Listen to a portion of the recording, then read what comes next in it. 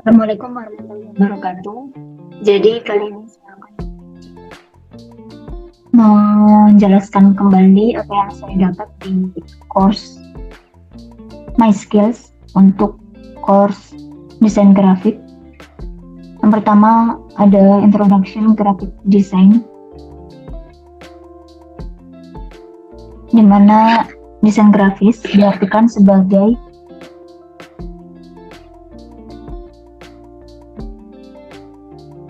suatu bentuk komunikasi visual yang menggunakan teks dan gambar untuk menyampaikan informasi atau pesan dengan seefektif mungkin. Kemudian yang kedua ada desain. Desain di sini diartikan sebagai problem. Kemudian solving yang diharapkan memecahkan suatu masalah. Solving di sini bisa berupa product design, fashion design, interior design, arsitektur design, dan lain-lain. Kemudian dengan kata lain, graphic design juga diartikan sebagai menyelesaikan masalah yang berhubungan dengan grafis.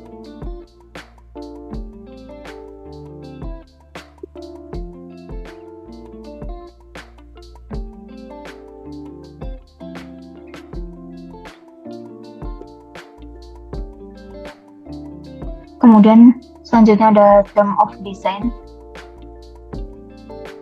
ada raster dan vector. Raster di sini diartikan sebagai gambar yang terdiri dari sel untuk membentuk sebuah image. Kemudian dengan spesifikasi atau klasifikasi bahwa file raster ini di mana setiap pixelnya itu bisa diubah.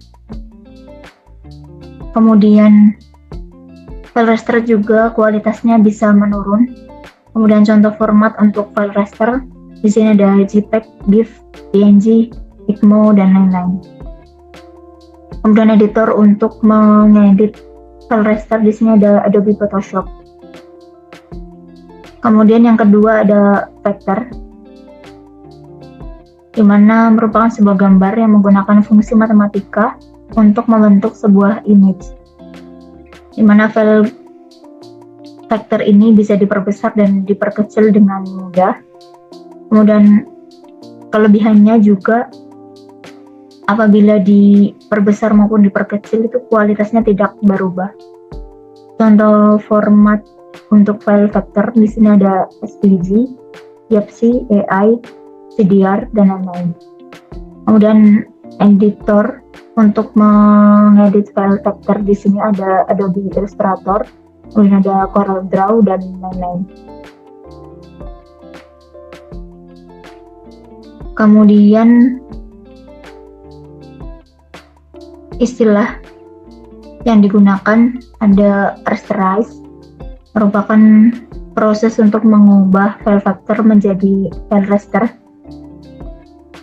Jadi file vektor di sini itu bisa diubah ke raster dengan mudah melalui proses rasterize, tapi tidak bisa dilakukan sebaliknya.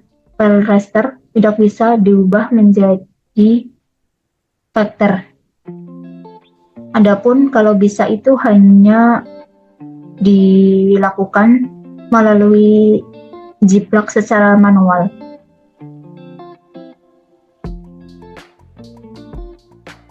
Kemudian ada term of design, selanjutnya ada color mode. Color mode di sini ada dua jenis, ada CMYK, ada RGB.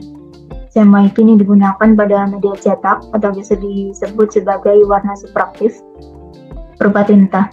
Kemudian RGB itu digunakan pada media digital atau screen berupa cahaya yang saling menembak dan menambah kapasitasnya sesuai dengan warna yang akan dihasilkan.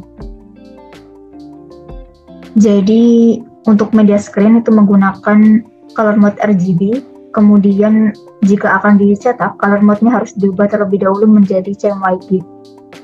Nah, apabila dari RGB, dari digital, kemudian ini dicetak tapi belum color mode-nya belum diubah menjadi hitam lagi.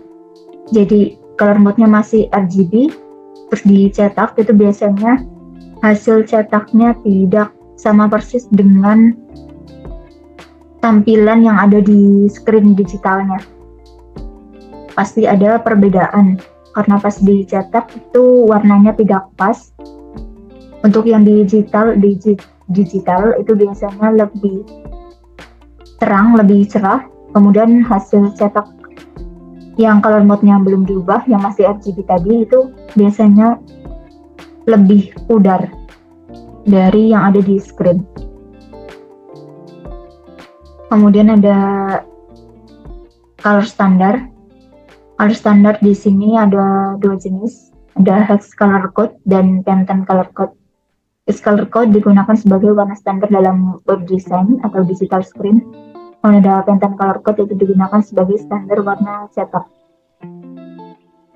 Pantone color code itu standar warna cetak yang dikeluarkan setiap tahun. Itu ada yang mengeluarkan, dan biasanya itu dipakai sebagai acuan dalam mencetak suatu warna. Jadi dalam mencetak itu dipaskan dengan standarnya, apakah sudah sesuai atau belum dengan standar yang memang dikeluarkan setiap tahun gitu. Kalau hex color code itu biasanya di dalam software itu biasanya ada kode-kodenya. Untuk setiap warna ada kode masing-masing. Dan untuk warna putih di sini ada FFFF, kemudian untuk warna hitam dikodekan dengan bilangan 0 dan seterusnya.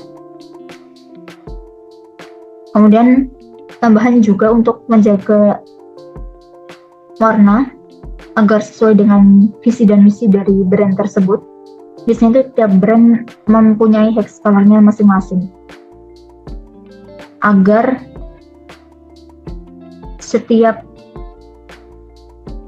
warna yang dihasilkan pada setiap logo atau apapun yang dikeluarkan dari brand tersebut itu hasilnya konsisten sama dengan yang awal ditetapkan, tidak melenceng.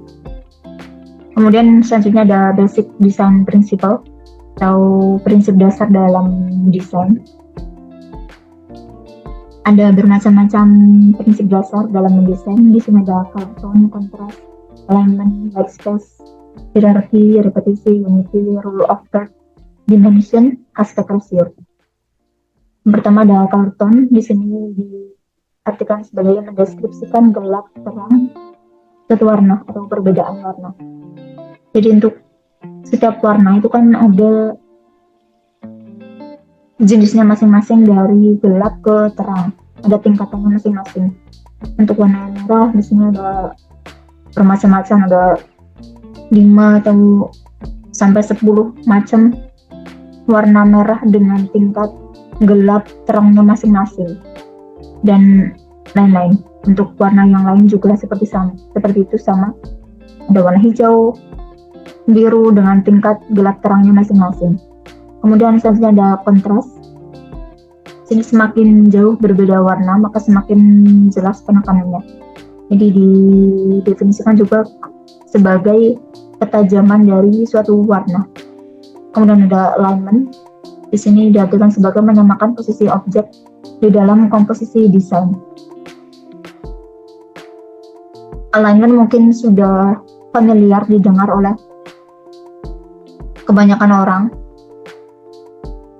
Biasanya di Word itu ada alignment rata kiri, rata kanan, rata tengah, rata kanan kiri, gitu, sama seperti itu.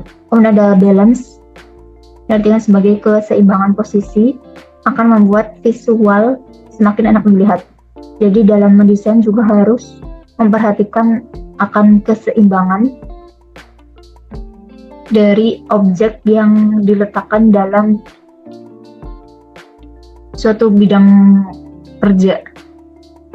Itu misalnya ada tulisannya rata kiri misalkan. Jadi objek gambarnya juga tidak dianjurkan rata kiri juga. Jadi nanti semua objeknya hanya terlihat di sebelah kiri. Jadi tidak seimbang. Jadi kalau teksnya yang condong ke kiri, maka objek gambarnya diposisikan untuk condong ke kanan, jadi agar menyeimbangkan objek yang terdapat pada media kerjanya. Kemudian ada white space, merupakan ruang kosong di antara objek di dalam komposisi. Jadi dalam mendesain itu tidak harus semua ruang yang kosong itu harus penuh terisi oleh objek. Ada kalanya tidak harus dipenuhi agar tidak terkesan terlalu penuh atau berantakan gitu. Jadi harus ada sisa-sisa ruang yang memang harus tidak diisi gitu. Jadi agar terlihat lebih leluasa dalam membaca atau dalam menerima informasi. Kemudian ada hierarki, merupakan perbedaan level dalam peletakan urutan informasi. Di sini diartikan juga sebagai peletakan tiap-tiap objek. Urutan peletakan tiap-tiap objek sesuai dengan urutan informasi yang akan disampaikan oleh kreator. Jadi misalnya kreator, hal pertama apa sih yang akan disampaikan oleh kreator kepada penikmat hasil karyanya? Biasanya kan judul yang ingin disampaikan pertama kali. Jadi judul itu diletakkan paling mencolok, biasanya bisa di atas sendiri dengan font yang bold, besar gitu. Jadi otomatis pembaca itu akan melihatnya pertama kali. Jadi informasi itu yang akan pembaca lihat pertama kali.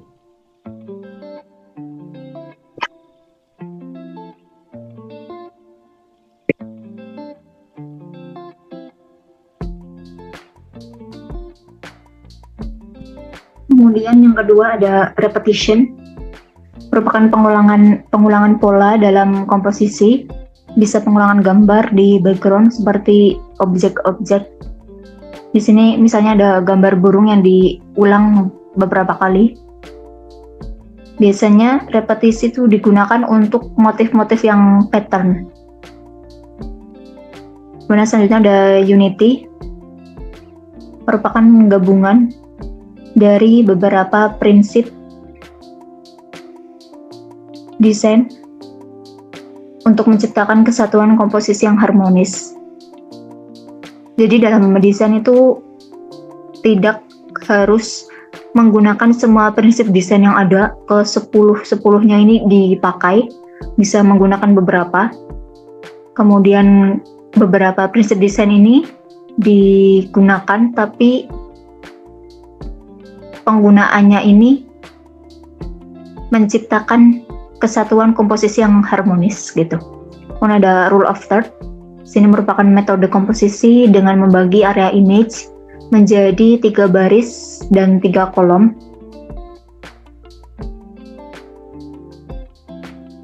Di sini contohnya ada di gambar sisi kiri bawah, di mana ada gambar, kemudian ada grid berupa 3 baris 3 kolom.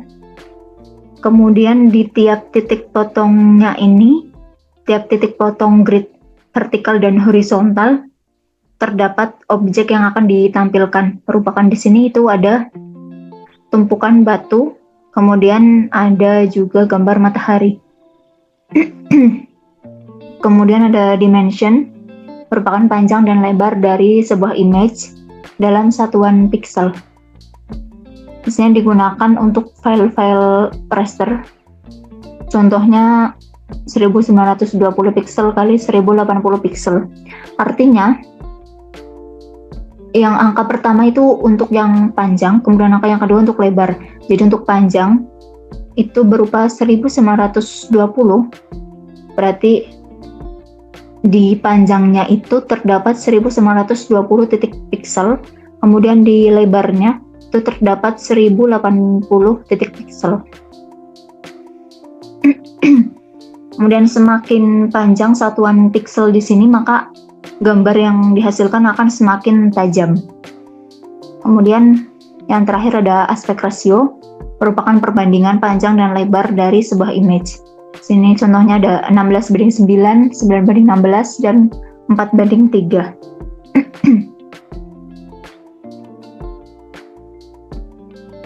Kemudian selanjutnya ada tipografi. Tipografi ini disebut juga sebagai seni dalam mengolah kata. Sini yang pertama ada tipe font. Tipe font pertama ada serif, yang mana merupakan font yang tertua, bernuansa klasik. Dan dari font ini bisa membuat berbagai bentuk dan tidak pernah ketinggalan zaman. Ciri khas dari font serif adalah adanya kaki yang terdapat di bagian atas dan bawah tiap abjadnya. Kemudian banyak digunakan pada surat kabar atau buku. Kemudian karakter yang melekat pada font ini yaitu klasik, tradisional, profesional, terpercaya, dan dewasa. Kemudian contoh font yang termasuk ke jenis serif ini ada Times New Roman, Georgia, dan Garamond. Jadi font serif ini diperuntukkan untuk kebutuhan cetak,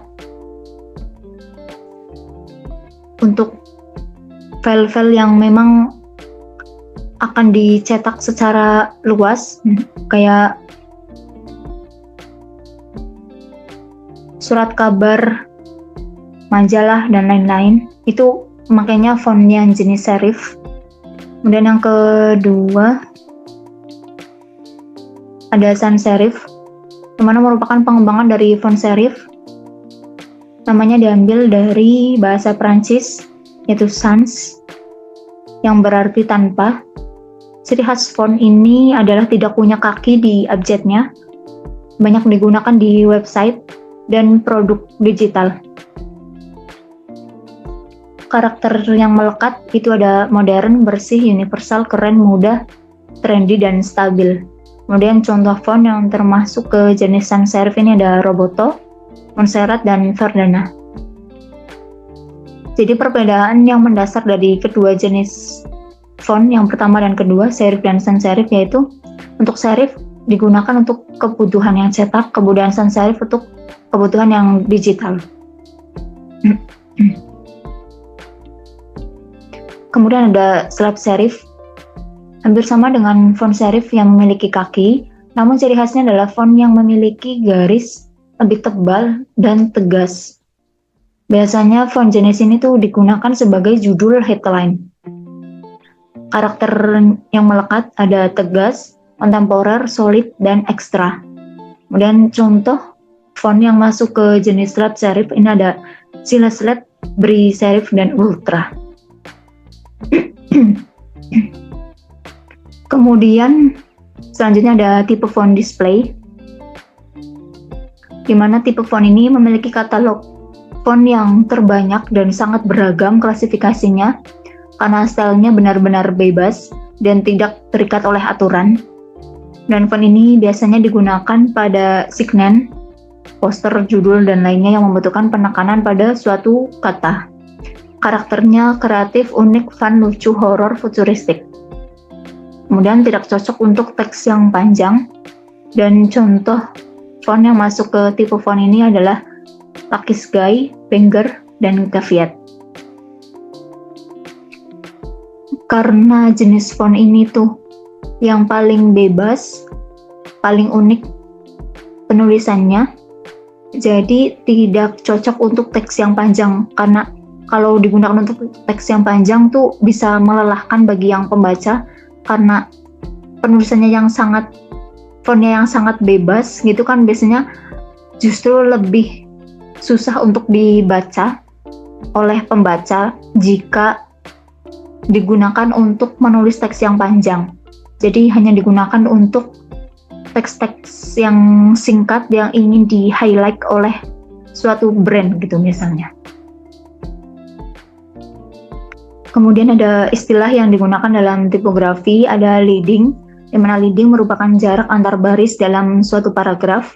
Kemudian ada tracking, mana merupakan pengaturan jarak antar karakter dalam satu kata atau kalimat.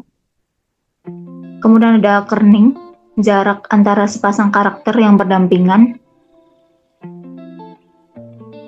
Dan selanjutnya ada intellectual property, copyright, dan license. Intellectual property diartikan sebagai segala ide, proses, dan hasil kreasi yang muncul dari hasil pikiran manusia.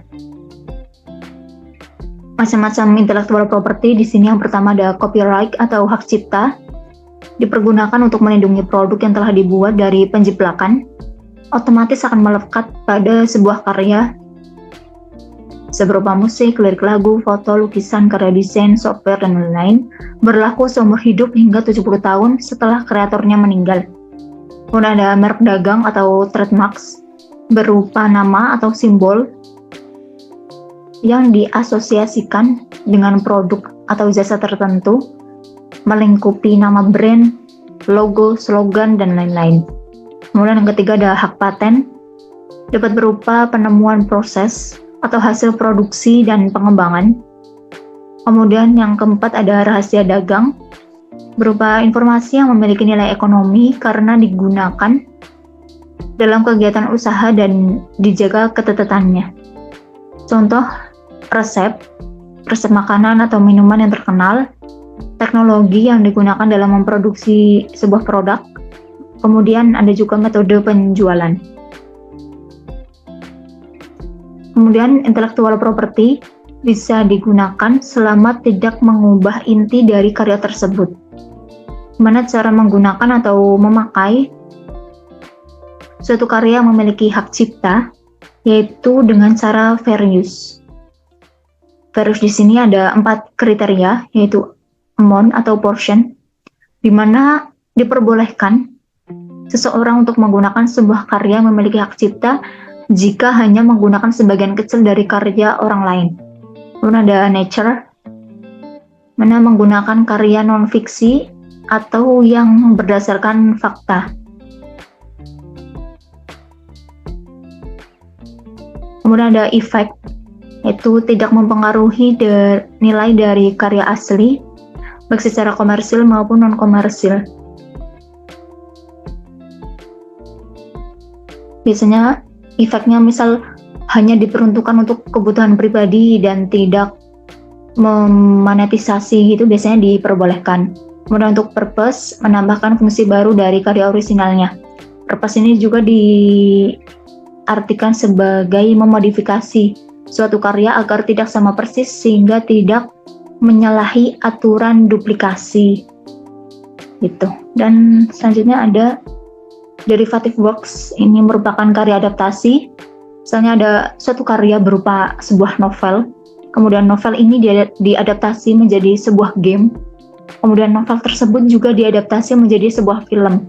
Jadi game dan film ini merupakan sebuah karya adaptasi dari sebuah novel gitu. Kemudian yang terakhir ada Creative Commons License, merupakan salah satu solusi bagi orang-orang yang ingin meminta izin karya si kreator untuk digunakan. Jadi untuk mempermudah, biasanya dalam suatu karya itu sudah ada keterangan yang kreator cantumkan mengenai apa saja sih yang boleh dilakukan oleh seseorang terhadap karyanya. Sini misalnya ada keterangan attribution, yaitu memperbolehkan orang lain menggunakan dan memodifikasi karya selama memberikan kredit kepada kreatornya, yang merupakan sebuah perizinan yang sangat longgar. Jadi seseorang itu boleh menggunakan karyanya dengan syarat hanya mencantumkan si kreatornya.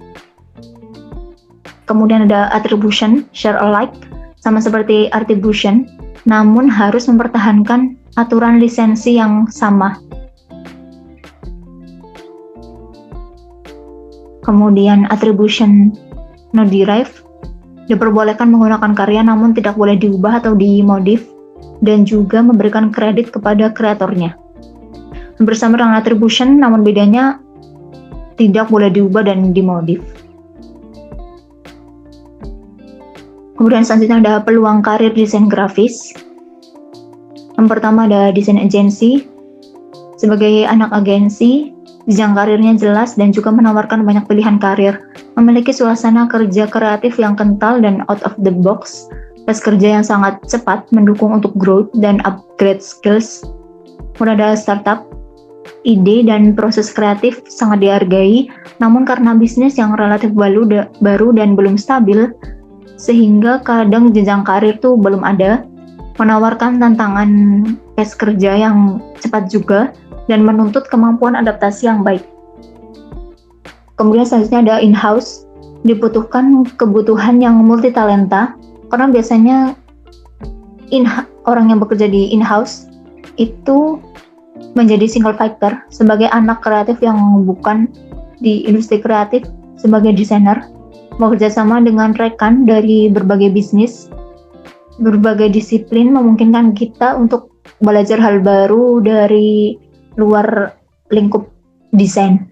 Kemudian ada freelancer, memiliki kebebasan dalam berkreasi, tidak terikat waktu, semua diatur sendiri mulai dari cara kerja hingga manajemen waktu.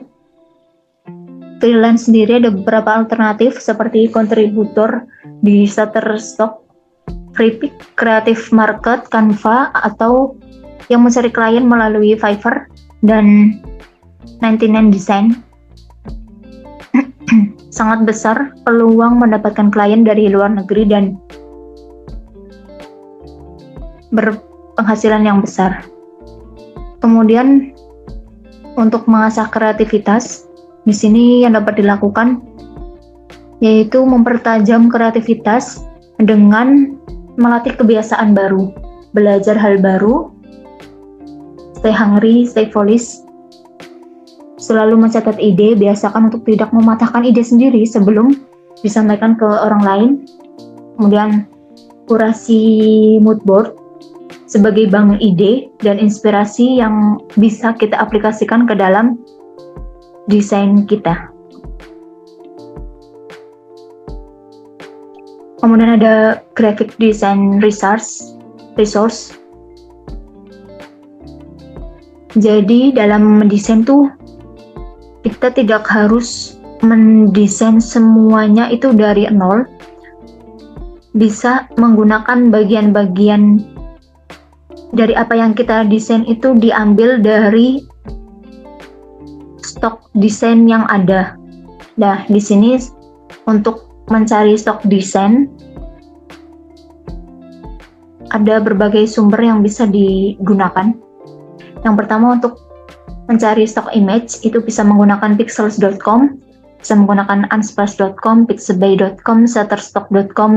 Kemudian untuk mencari font bisa menggunakan fonts.google.com, dafont.com, fontsquirrel.com. Kemudian untuk desain aset bisa menggunakan Freepik, Flaticon, Creative Market. Kemudian untuk reference ada Behance, Pinterest, DeviantArt, Creative Block, Abduzidu. Kemudian untuk Creative Brief tersebut harus berisikan background, merupakan latar belakang mengenai desain yang dilakukan. Kemudian ada objektif, merupakan tujuan desain ini dibuat. Kemudian ada audience, siapa target audience dari desain ini. Ada key details, timeline, budget, dan lain-lain. Ada key message, pesan utama yang akan disampaikan. Ada brand voice, karakter dari brand yang ingin dibawa. Kemudian ada mandatory elements yang harus ada pada desain. Kemudian ada target, setelah desain ini dibuat, apa yang ingin dicapai. Kemudian ada deliverables, ukuran berapa aja, dan untuk di-upload di mana saja desain tersebut. Mungkin demikian yang dapat saya sampaikan. Wassalamualaikum warahmatullahi wabarakatuh.